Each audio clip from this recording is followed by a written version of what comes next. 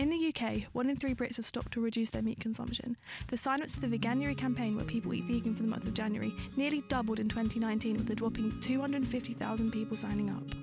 Due to the rise in veganism and the rise in vegan products at events such as Veganuary, I'm interested to see what it takes to be a vegan. To find out more, I've come to meet some experts. So what initially made you cut out the meat? It was a bit of a gradual process actually. I've probably been fully vegan for maybe 2.5 years now. I guess was an animal welfare issue predominantly, and then I guess as I learned more about the environmental impacts of the meat industry and the dairy industry, and also as I was learning more about nutrition, the sort of health implications of those foods, they sort of led me to cut out the dairy aspect as well.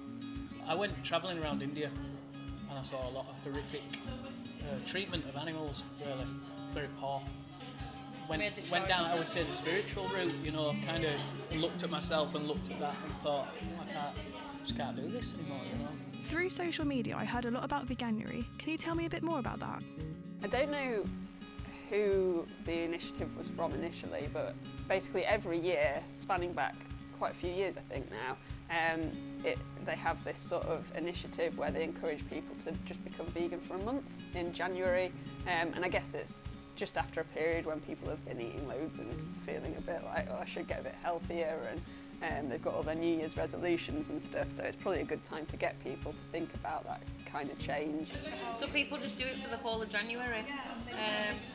Some people stick at it, some people don't. Some people then continue to be vegan, you know, it just all depends. You've all got your own personal reasons why you want to go vegan.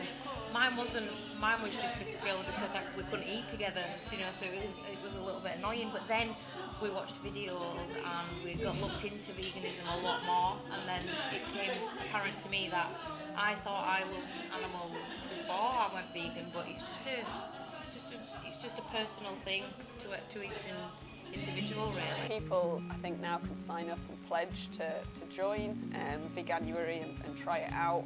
And I think a lot of people carry on being vegan, or at least mostly vegan, or change their diet so they have vegan days or something like that, following on from that. So it's been really successful.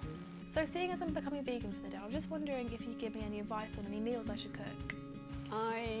I typically make like one-pot things just because it's super easy. So anything like a chickpea curry or like a vegetable chilli.